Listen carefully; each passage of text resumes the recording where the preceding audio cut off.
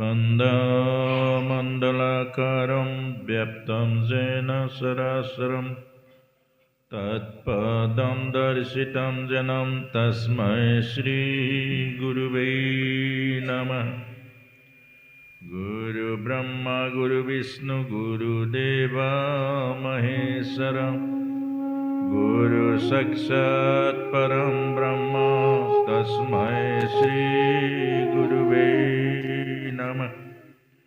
ब्रह्मानन्दं परमशिखरं केवलज्ञानमूर्तिं द्वन्द्वातीतं गगनसदृशं तत्त्वमच्युतादिलक्षणम् एकं नित्यं विमलवचनं सर्वादिशक्तिभूतं भवातीतं त्रिगुणरहितं सद्गुरुं तं नमामि। श्रीमन्त शंकर हरिभक्तर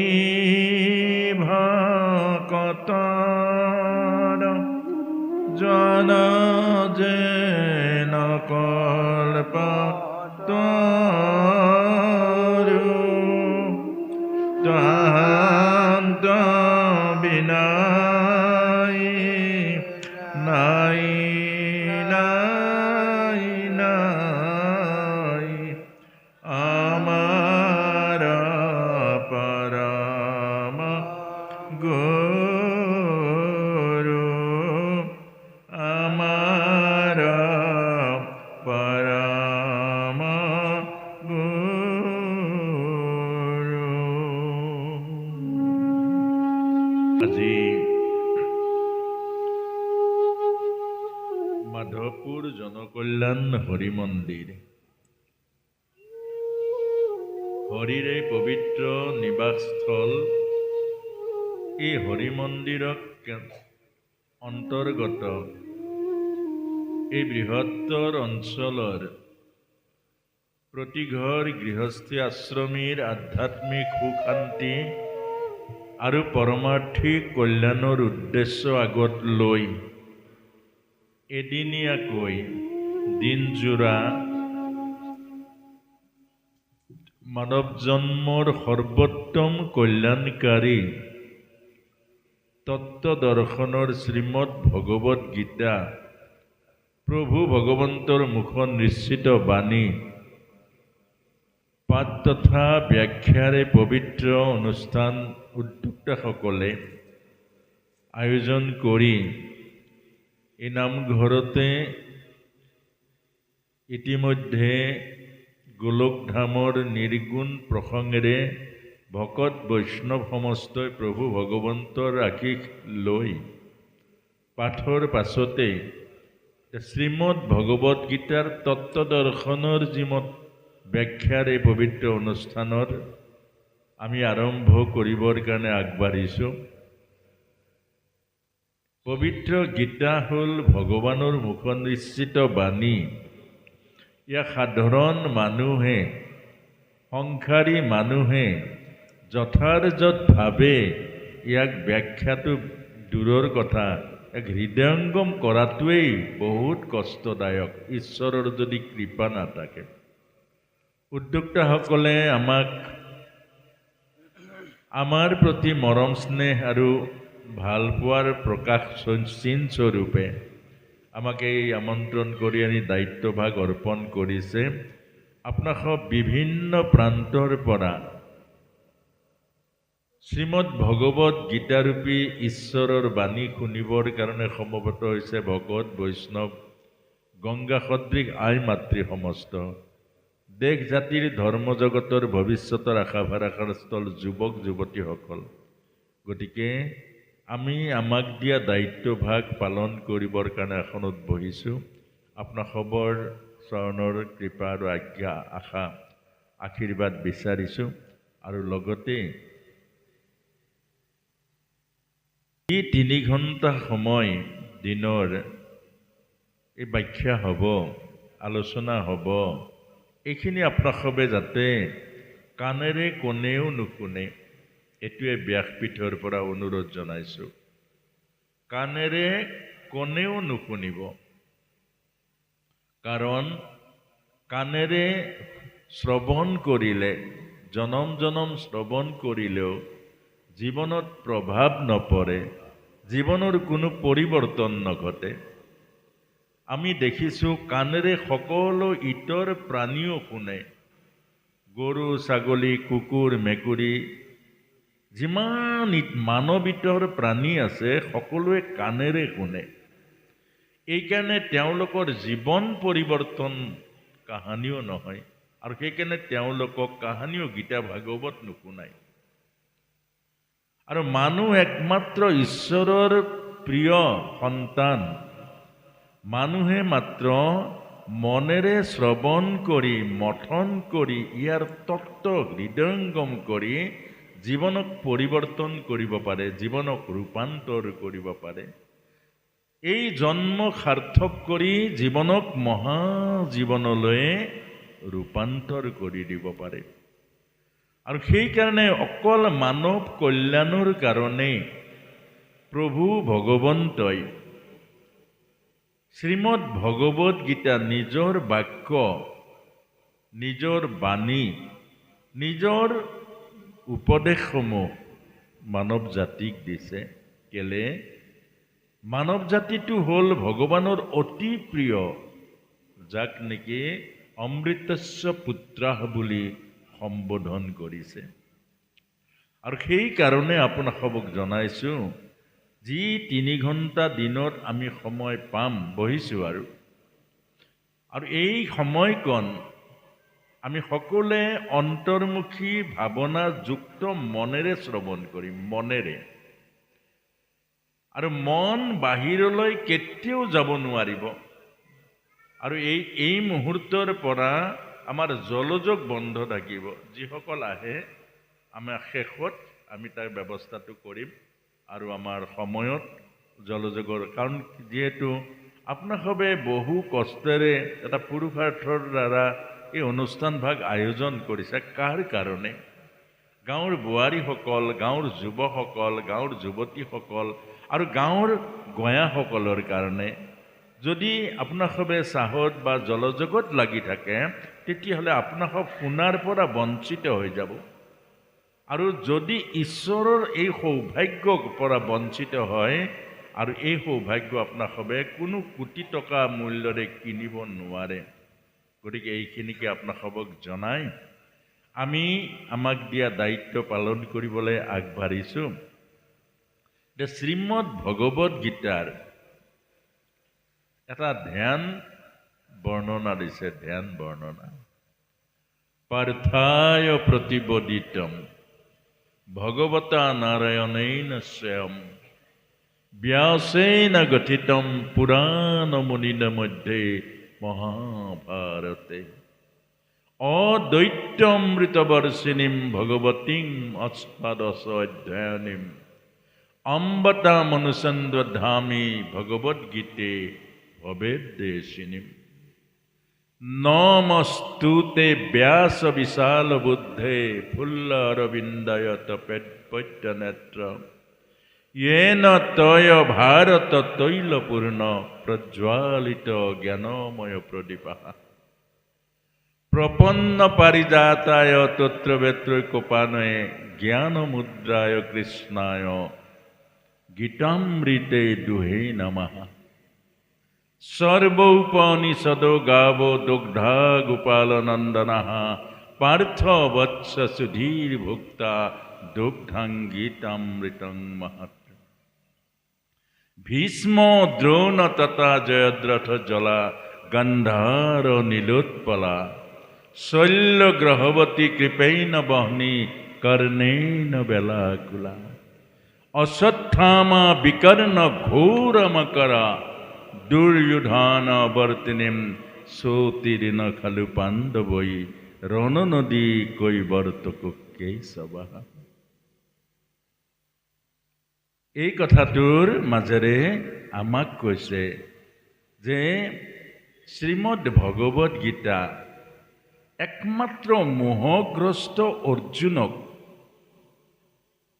মোহ মুক্তিৰ কাৰণে ভগৱান কৃষ্ণই কুৰুক্ষেত্ৰ মহাসমৰৰ ভীষ্ম পৰ্বত এই কথাখিনি শুনাইছে। কেলে জীৱনৰ মোহে স্থবিৰতাৰ মূল কাৰণ। যেতিয়া আমাৰ মোহ আহিব, যেতিয়া আমি মোহ জালত বন্দী হৈ যাম, তেতিয়া জীৱন স্থবিৰ হৈ যাব, জীৱনৰ প্ৰগতি ৰুদ্ধ হৈ যাব, জীৱনৰ কল্যাণৰ দৰ্জা বন্ধ হৈ যায়। মোহ আমাৰ জীৱনৰ মহাশত্ৰু। আৰু সেইকাৰণে অৰ্জুনৰ চকু পানী ওলাইছিলে, অৰ্জুনে কান্দিছে, অৰ্জুন হতাশগ্ৰস্ত হৈছে যুদ্ধৰ সেই প্ৰাকখনত যুদ্ধলৈ আহি, আৰু হাতৰ পৰা গাণ্ডীৱ অস্ত্ৰ শস্ত্ৰ পেলাই দিছিলে।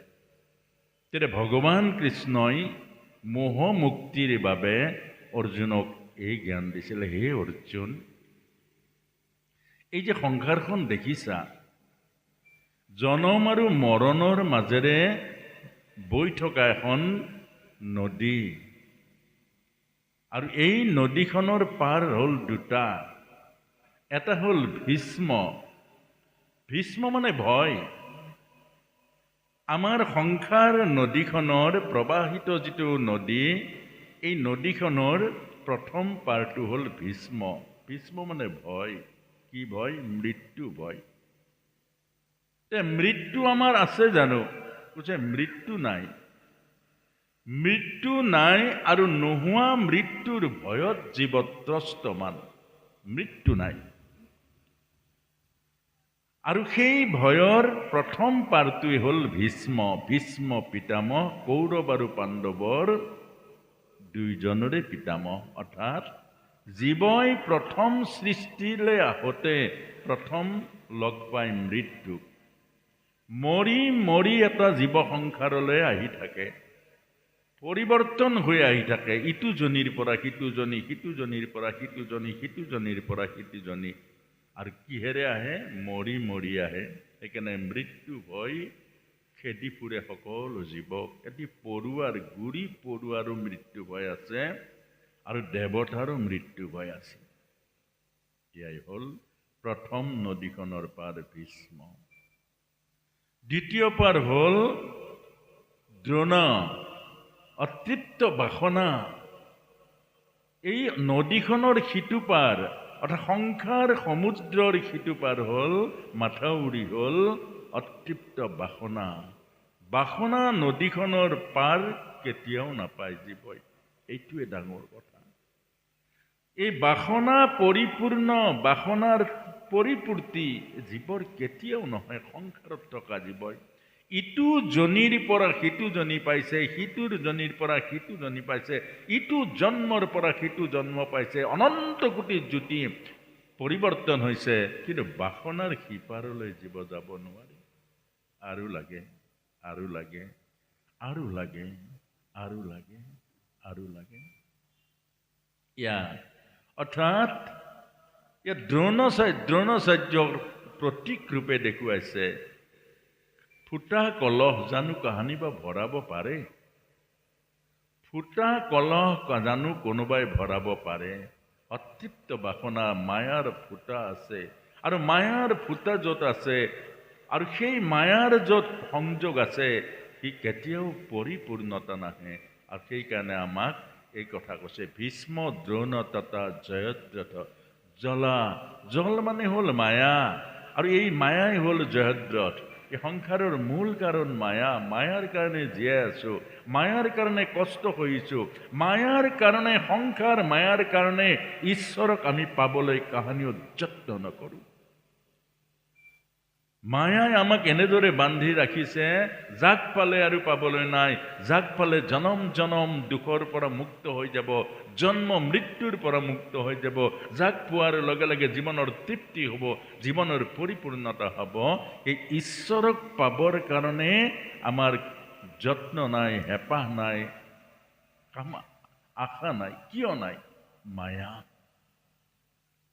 যিটো পুত্ৰ মোৰ নহয়, মোৰ মোৰ মোৰ মোৰ মোৰ মোৰ কৰি লাগি ধৰিছো, এদিন সি বিয়া পাছত বোৱাৰীৰ হৈ যাব।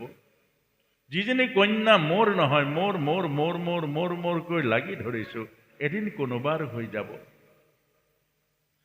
যিটো ঘৰৰ কাৰণে মই মোৰ কৰি লাগিছো, এদিন সেই ঘৰটো কাৰোবাৰ হৈ যাব। যি মাটি মোৰ কৈ লাগি ধৰিছো, এদিন সেই মাটি আপোনাৰ নাম কাটি কাৰোবাৰ নাম ভৰাই দিব। অৰ্থাৎ ইয়াকে কৈছে জয়দ্ৰথ জ্বলা মায়া। গান্ধাৰ নীলোৎপলা, গান্ধাৰাজ কুকুনি, নীলা পদুম। দেখিবলৈ সুন্দৰ, সংসাৰখন দেখিবলৈ সুন্দৰ, দেখিবলৈ ৰং চঙীয়া, কিন্তু গুৰিটো বৰ লেতেৰা। শুকুনিৰ গুৰিটো ইমান লেতেৰা আছিলে, কৌৰৱৰ বংশ শেষ কৰি দিলে, দুৰ্যোধনৰ শতভাগ নিধন কৰি দিলে, আনকি দুৰ্যোধনৰ মৃত্যু হৈ গ'ল, শুকুনিক চিনি নাপালে। শুকুনিক চিনি উলিয়াব নোৱাৰিলে। গান্ধাৰ নীলোৎপলা, নীলা পদুম। নীলা পদুমৰ গুৰিটো বোকাৰে লেটি পেটি। অৰ্থাৎ সংসাৰখন কামনা, বাসনা, স্বাৰ্থ, আত্মকেন্দ্ৰিকতাৰে ভৰা। আপোনাক যদি কোনোবাই ভাল পাইছে, মনত ৰাখিব তাৰ আত্মকেন্দ্ৰিকতা আছে, তাৰ মাজত স্বাৰ্থ নিহিত হৈ আছে। কোনোবাই যদি পুত্ৰক ভাল পাইছে, স্বাৰ্থত ভাল পাইছে, আশা আকাংক্ষাত ভাল পাইছে, বুঢ়া কালত চাব, ধন ঘটি আনি মোক দিব আৰু মোৰ শ্ৰাদ্ধ পিণ্ড কৰি মোক বৈকুণ্ঠলৈ উদ্ধাৰ কৰিব, আশা। স্বামীয়ে যদি পত্নীক ভাল পাইছে, দেহৰ সুখ পাব, পত্নীয়ে যা যোগাৰ কৰি দিব, পত্নীয়ে মোক শাৰীৰিক সুখ দিব, পত্নীয়ে লগা বস্তু সকলো মোৰ যোগান ধৰিব, পত্নীয়ে মোক আৰাম দিব, আশা, কামনা, বাসনা। সেইকাৰণে সংসাৰত যিটো ভাল পোৱা, এই ভাল পোৱাটো লেতেৰা ভাল পোৱা। ঈশ্বৰক ভাল পোৱাটোৱেই শুদ্ধ ভাল পোৱা। আত্মাৰ যিটো পবিত্ৰ ভাল পোৱা, এই পবিত্ৰ ভাল পোৱাই হ'ল সঁচা ভাল পোৱা, সঁচা প্ৰেম। আৰু দেহৰ ইন্দ্ৰিয়ৰ মাজেৰে যিটো ভাল পোৱা, ইন্দ্ৰিয়ৰ মাধ্যমেৰে যিটো ভাল পোৱা, এইটো হ'ল লেতেৰা ভাল পোৱা। ই অস্থায়ী, আজি আছে কাইলে নাই, পালে ভাল, নাপালে। গান্ধাৰ নীলোৎপলা, শৈল্য গ্ৰহৱতী কৃপেইন বহনী। শৈল্য হ'ল গ্ৰাহ, কৃপাচাৰ্য বৈ থকা সত্য, কৃপেইন বহনী।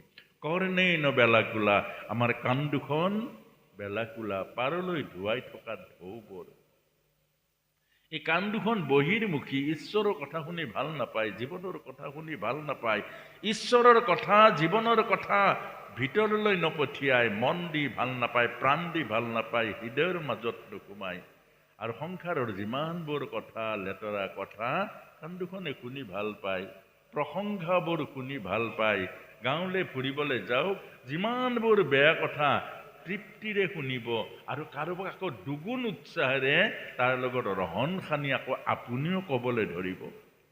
আপুনি শুনি আহিলে, যিমান শুনি আহিলে তাতকৈ দুগুণ বনাই আপুনি ক'ব, আনন্দ পাব, তৃপ্তি পাব। কেলে? এই দুখন কাণেই হ'ল তেনেকুৱা। এই কাণ দুখনে ঈশ্বৰৰ কথা নুশুনে, এই কাণ দুখনে হৰি কথা নুশুনে, এই কাণ দুখনে জীৱনৰ কথা নুশুনে, এই কাণ দুখনে শুনে বহিৰ্মুখী কাণ, বাহিৰৰ কথা শুনে, পৰ চৰ্চা, পৰ নিন্দা, পৰ প্ৰশংসা। এইটো অশ্বত্থামা বিকৰ্ণ ঘোৰ মকৰ, অশ্বত্থামা বিকৰ্ণ, এই নদীৰ ঘোৰ মকৰ। দুৰ্যোধন অৱৰ্তিনী, আৰু দুৰ্যোধন হ'ল চাকনৈয়া, এই নদীৰ চাকনৈয়া দুৰ্যোধন। দুৰ্যোধন মানে কি? দুৰ্যোধন মানে হ'ল কাম, আমাৰ ভিতৰত থকা কাম, কামক কৈছে দুৰ্যোধন।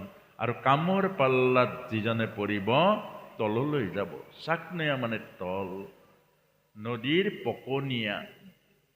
আৰু চাকনৈয়াত পৰিলে যেনেকৈ তললৈ যায়, সন্ত মহন্ত নাও যিমান পাব আপুনি, চাকনৈয়াত পাৰিলে বাচিব।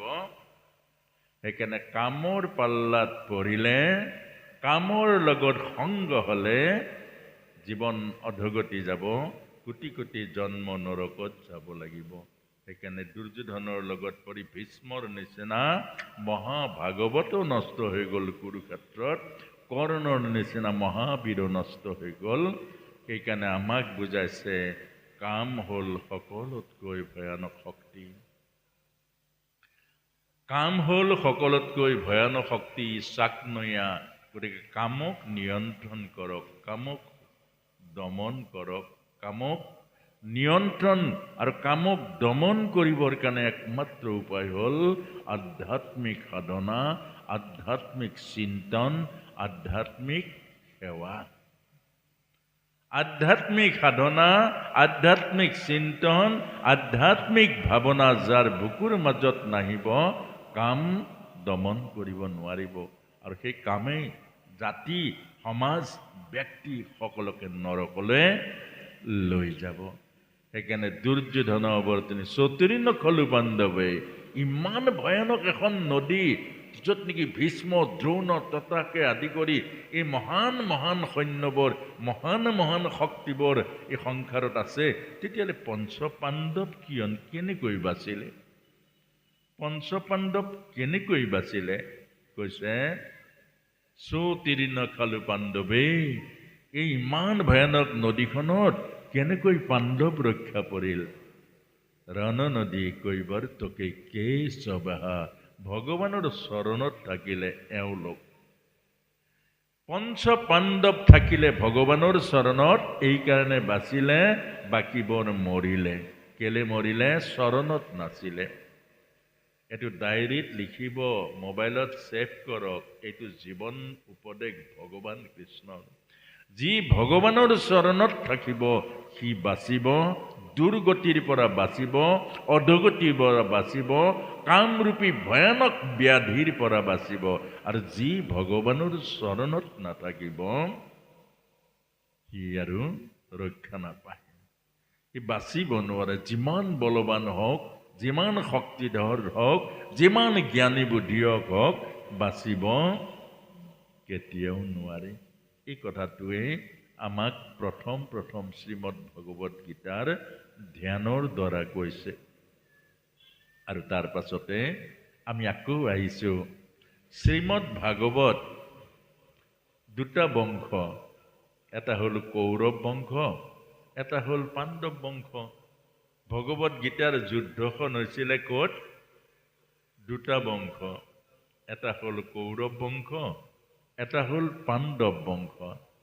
এতিয়া কৌৰৱৰ মূল হ'ল ধৃতৰাষ্ট্ৰ আৰু গান্ধাৰী, পাণ্ডৱৰ হ'ল পাণ্ডু, কুন্তি আৰু মাদ্ৰী, এই দুটা বংশ। এতিয়া ধৃতৰাষ্ট্ৰৰ পুত্ৰ কিমান? কেনেকৈ পুত্ৰ হ'ল? ধৃতৰাষ্ট্ৰৰ পুত্ৰ গান্ধাৰীৰ পৰা হ'ল। আৰু গান্ধাৰী যেতিয়া গৰ্ভৱতী হৈছিলে, এই কথাটো জানিব লাগিব। আমি কথা এটা জানিবলৈ হ'লে তাৰ গুৰিটো জানিব লাগিব। আমাক জানিবলৈ হ'লে প্ৰথম গুৰিটো জানিব লাগিব, তেতিয়া আপুনি পুৰাকে জানিব পাৰিব। মাজত ধৰি কোনো কথা জানিলে পুৰা নহয়, আধৰুৱা হয়। এতিয়া পুৰা জানিবলৈ হ'লে, এতিয়া ধৃতৰাষ্ট্ৰৰ যেতিয়া পত্নী গান্ধাৰী গৰ্ভৱতী হৈছিলে, তেতিয়া সেই গান্ধাৰীয়ে পেটত লোৰ মুদগৰেৰে প্ৰহাৰ কৰিছিল। কেলে বাৰু? কুন্তীৰ সন্তান গৰ্ভত স্থিতি হৈ গ'ল, লগতে কুন্তীৰ সন্তান পৃথিৱীলৈ নামি আহিলে, জন্ম পালে। গান্ধাৰীৰ মনৰ মাজত ভয়ানক প্ৰতিহিংসা আহিল।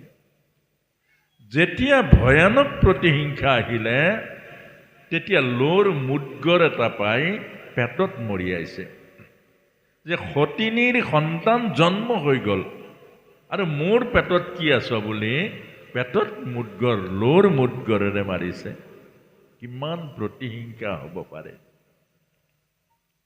এগৰাকী নাৰীৰ বুকুৰ মাজত ইমান প্ৰতিহিংসা হ'ব লাগে জানো? সতিনীৰ সন্তান হ'ল মানে কি? ৰাজ্যৰ ৰজা তেওঁ হ'ব, ৰাজ্যৰ ৰজা তেওঁ হ'ব, আৰু মোৰ গৰ্ভত কি আছ বুলি কিমান প্ৰতিহিংসা।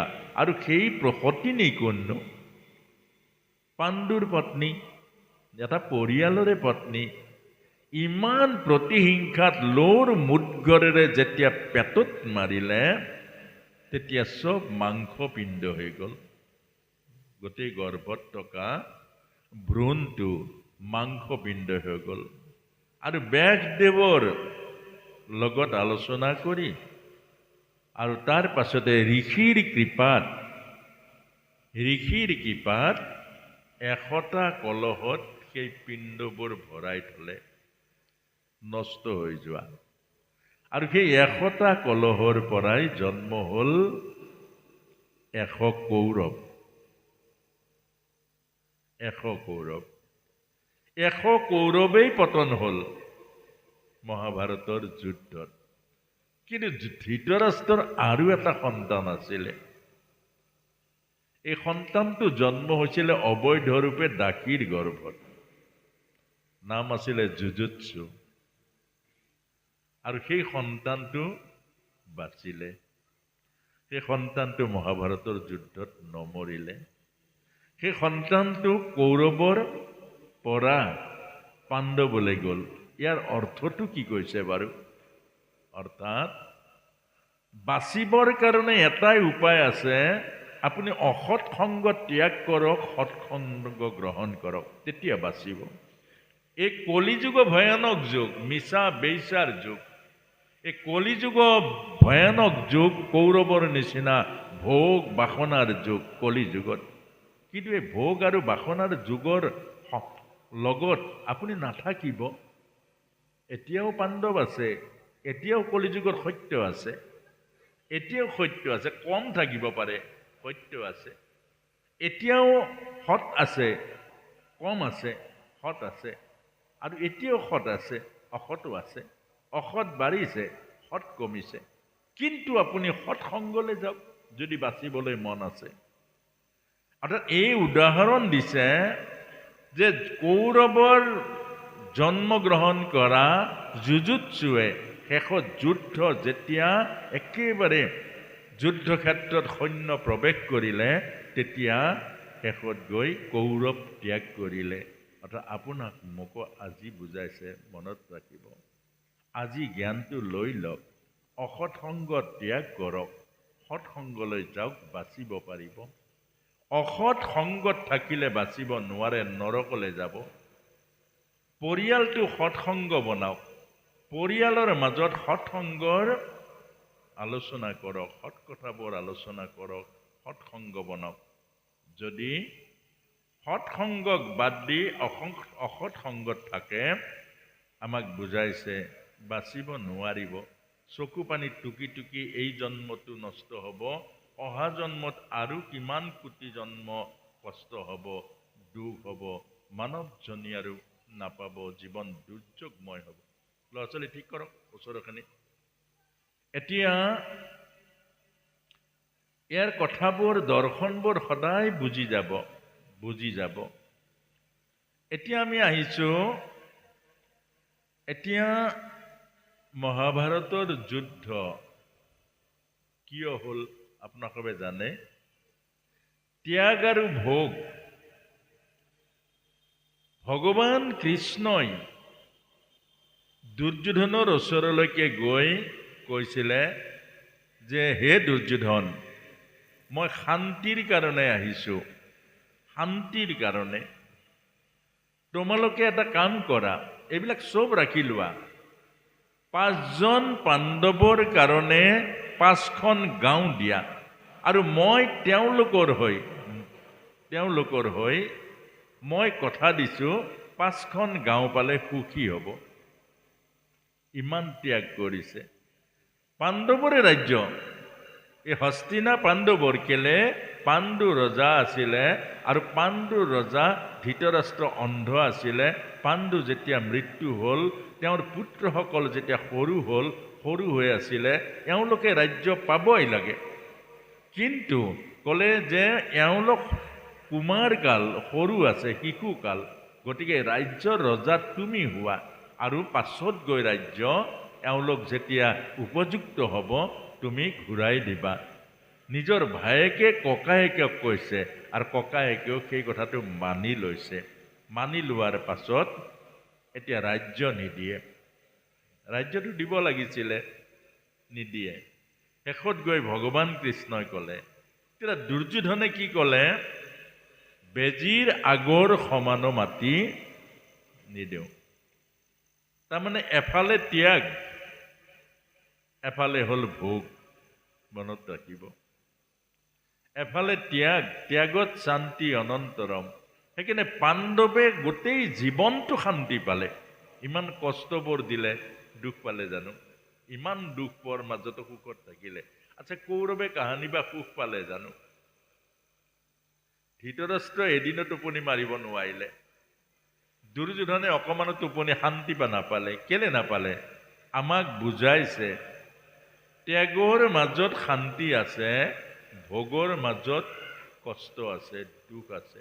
সেইকাৰণে আমাক বুজাইছে বেছি ভোগী নহ'ব, ত্যাগ দি পেলাই খাওক, এৰি পেলাই খাওক, দি খাওক, এৰি পেলাই লওক। অৰ্থাৎ ভগাই খাওক, শান্তি পাব, লুকাই খাওক, কষ্ট পাব। ভগাই খাওক। আচ্ছা, এটা পৰিয়ালত 3-4টা ভাই ককাই আছে, মিলত থাকক, শান্তি পাব। মিলত থাকক, শান্তি পাব, আৰু মিলত নাথাকিব, কষ্ট পাব, দুখ পাব। এই কথাটোৱে বুজাইছে। পিতৃ আছে, মাতৃ আছে, পুত্ৰ আছে, দুটা ল'ৰা আছে, ধৰি ললো। পিতৃ থাকে বেলেগত, পুত্ৰ থাকে বেলেগত। এইটো শান্তি পাব জানো? নাপায়। কেলে নাপায়? আচ্ছা, বুঢ়া কালটোহে পিতৃ মাতৃৰ কষ্টৰ কাল। ল'ৰা ছোৱালী বুঢ়া কালৰ কাৰণে লাগে নালাগে প্ৰভু? যেতিয়া বুঢ়া বাপেক মাকক এৰি ল'ৰা ছোৱালী যেতিয়া অকলে থাকিব পত্নী পুত্ৰৰ লগত, তেতিয়া মাজে মাজে বাপেকে হুমুনিয়া কাঢ়িব নে নাকাঢ়িব? কওক, কাঢ়িব নাই? মাজে মাজে মনত পৰিব নাই যে মোৰ ল'ৰাটো মই কিমান কষ্ট কৰি খুৱাইছোঁ, কিমান কষ্ট কৰি ডাঙৰ দীঘল কৰিছোঁ, সিহঁতৰ কাৰণে মই গোটেই জীৱনটো কিমান ত্যাগ কৰিলোঁ।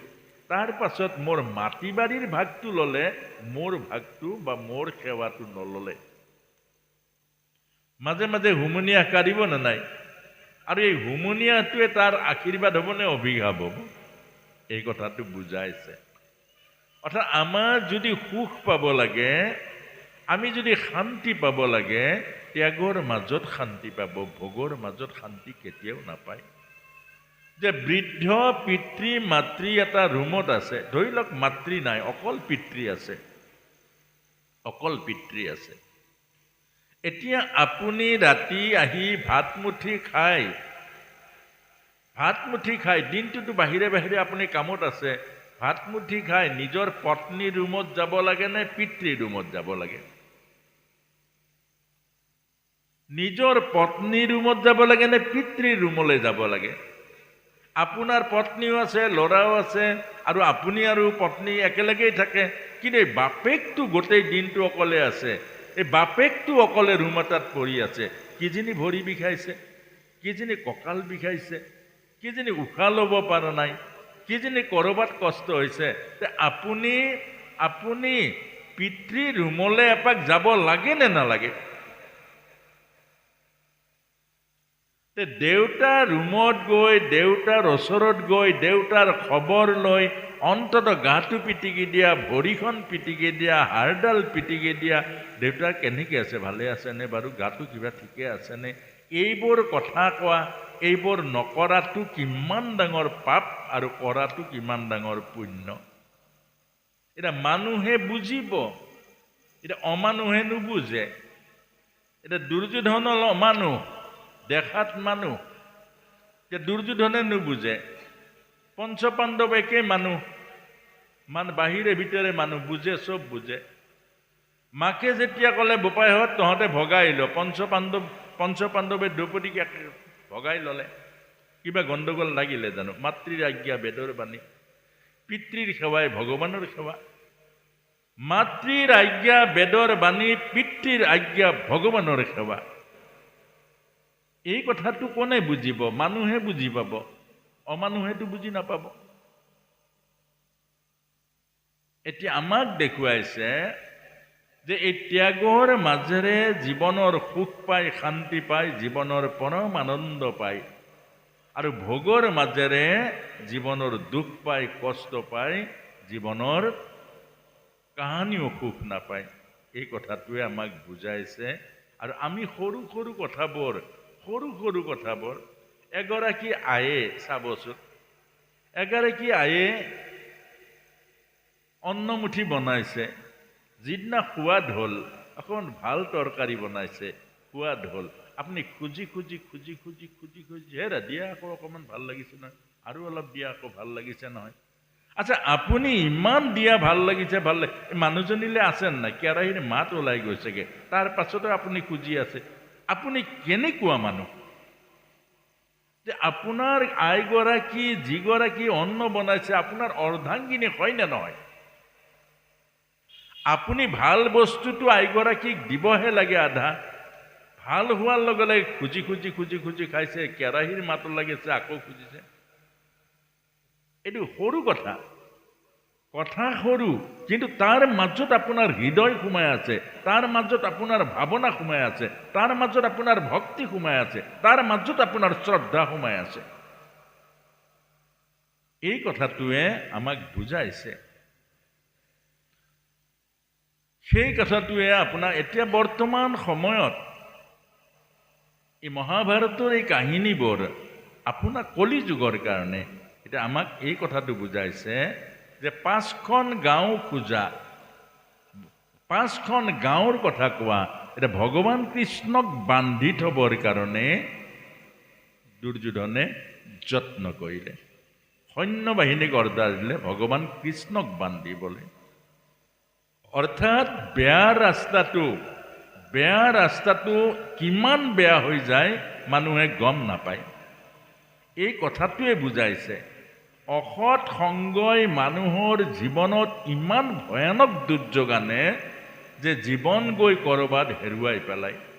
যে দুৰ্যোধনৰ অসৎ সংগই, শুকুনিৰ সংগই ইমান এক ভয়াৱহ দুৰ্যোগলৈ আনিলে যে ভগৱান কৃষ্ণক বান্ধি থবৰ কাৰণে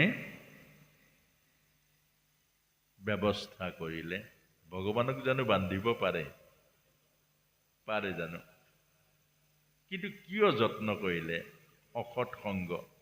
আজিৰ পৰা আপোনাক সবক বুজাইছে অসৎ সংগ নল'ব, অসৎ সংগ কেতিয়াও নল'ব, আজিৰ পৰা নল'ব, এতিয়াৰ পৰা নল'ব। 7 বাৰ কাণত ধৰক, অসৎ সংগ আৰু কেতিয়াও নল'ব। যিয়ে সংসাৰৰ কথা বতৰাবোৰ পাতে, যিয়ে সংসাৰৰ কথা বতৰাবোৰ আপোনাৰ লগত আলোচনা কৰে, তাৰ লগত বেছি সময় নাথাকিব। য'ত ঈশ্বৰৰ কথা আলোচনা কৰে, য'ত জীৱনৰ কথা আলোচনা কৰে, য'ত সৎ কথা আলোচনা কৰে, তেওঁ ঘৰত মাতি নিব, নহ'লে আপুনি তেওঁৰ ঘৰত সদায় যাব। আৰু আপোনাৰ সন্তানসকলকো সদায় সৎসংগত সম্পৰ্ক কৰিব, অসৎ সংগ সদায় এৰুৱাবলৈ যত্ন কৰিব। তেতিয়াহে আমাৰ জীৱনলৈকে কল্যাণ আহিব। এই কথাটোকে আমাৰ প্ৰথম পাতনি। এতিয়া আমি আহিছোঁ ভগৱত গীতাৰ বিষাদ যোগৰ পৰা আৰম্ভ কৰিম। এতিয়া এইখিনি পাতনি মানে কি আমাক বুজাইছে যে দুৰ্যোধন ইমান ক্ৰূৰ কিয় হ'ল। দুৰ্যোধনে অকল পাণ্ডৱকে নহয়। দুৰ্যোধনে যেতিয়া সুবল ৰজা নিজৰ মোমায়েকৰ ঘৰলৈ গৈছিল, সেই মোমায়েকৰ ধন ঐশ্বৰ্য বিভূতি শ্ৰী দেখি, মোমায়েক 100 আছিলে, 100জন মোমায়েকক মাতি থৈ আহিলে যে মামা আমাৰ ঘৰলৈ যাবা, নিমন্ত্ৰণ দিছোঁ, ডাঙৰ ভোজ এটা বনাইছোঁ, প্ৰীতি ভোজন, মামা ভাগিনৰ প্ৰীতি ভোজন। মাতি থৈ গ'ল। আৰু মাতি থৈ যোৱাৰ পাছতে এওঁলোক গ'ল, সুবল ৰজাৰ গোটেই পৰিয়ালটো গ'ল, মোমায়েকসকল। ৰুম এটা, ডাঙৰ ঘৰ এটা হ'ল, ঘৰ এটাত ভৰাই দিলে, ইয়াত বহক বুলি বাহিৰৰ পৰা তলা আনি, ডাঙৰ তলা এটা আনি মাৰি দিলে। দেখিলে ভাগিন, ৰবা কি কৰা বোলে এসাঁজ মাত্ৰ অন্ন দিম এজনৰ কাৰণে, 100 জনৰ কাৰণে এজনৰ অন্ন দিম, 100 জনে ভগাই খাবা, যিমান দিন বাঁচা বাচি থাকিবি। বোলে আমাৰ দোষটো কি? আমাতকৈ কিয় ধনী হবি? আমাতকৈ কিয় ঐশ্বৰ্যশালী হবি? এই কথাটো কোনে শিকালে বাৰু? এই যিটো ভয়ানক বীজটো কোনে দিলে? এই ভয়ানক বীজটো দিলে গান্ধাৰীয়ে। এইটো খুব ধ্যান দি শুনিব। এটা মাকে, এজনী মাকে সন্তানৰ বুকুৰ মাজত অমৃত দিব পাৰে আৰু সন্তানৰ বুকুৰ মাজত এই গৰল দিব পাৰে। এগৰাকী নাৰীৰ বহুত দায়িত্ব আছে। এগৰাকী নাৰী সৃষ্টিৰ সৌন্দৰ্য হ'ব পাৰে, সৃষ্টিৰ কলুষিত বীজ হ'ব পাৰে। এই যে গৰ্ভতে তাক ভয়ানক শিক্ষা দিলে, প্ৰতিহিংসা শিকালে, আৰু গৰ্ভত যিটো প্ৰতিহিংসাৰ বীজ দিলে, আৰু এই প্ৰতিহিংসাই দুৰ্যোধনক ইমান হিংসুক কৰি দিলে, নিজৰ মমাই 100 জনক মাতি আনি শেষত গৈ আলোচনা কৰিলে তেওঁলোকে, এজনৰ কাৰণে দিয়া অন্নত আমি 100 জন বাচিব নোৱাৰো। শেষত গৈ শুকুনিক ক'লে যে তুমি বাচি থাকিব লাগিব, অকল তুমি খাবা। নিজৰ ভায়েকসকল ছটফটাই চকুৰ সন্মুখত মৰিছে আৰু শুকুনিয়ে এসাঁজ অন্ন খাইছে, সিহঁতক চাই। আৰু 100 জনৰ 99 জন মৰি থাকিলে, শুকুনি বাচিলে, আৰু সেয়াই হ'ল শুকুনিৰ প্ৰতিশোধ।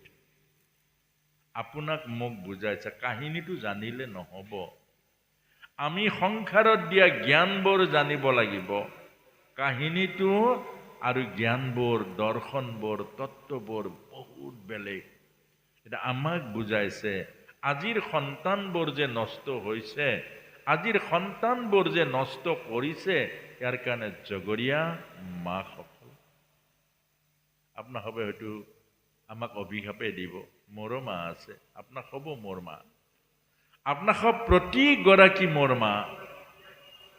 কিন্তু শাস্ত্ৰই আমাক শিক্ষা দিছে, মাতৃৰ গৰ্ভত স্থিতি হোৱা, মাতৃৰ গৰ্ভত পালন হোৱা 9 মাহ 10 দিন, এয়া জীৱনৰ ফাউণ্ডেশ্যন, এয়া জীৱনৰ আৰম্ভণি, আৰু এই আৰম্ভণিয়ে এটা জীৱক সংসাৰত আগবঢ়ায়। যেনেকৈ এটা ঘৰৰ ফাউণ্ডেশ্যনটোৱে মূল, ওপৰৰ ৰং চংটো পাছৰ, আৰু ওপৰত যদি কিবা মাটি চাটি প্লাষ্টাৰ এৰি যায় পাছত লগাব পাৰে। ফাউণ্ডেশ্যন যদি নষ্ট হৈ যায় তাক আৰু ঠিক কৰিব নোৱাৰে। এই কথাটোৱে আমাক বুজাইছে। আৰু এতিয়া আমি প্ৰথম অধ্যায় বিষাদ জগত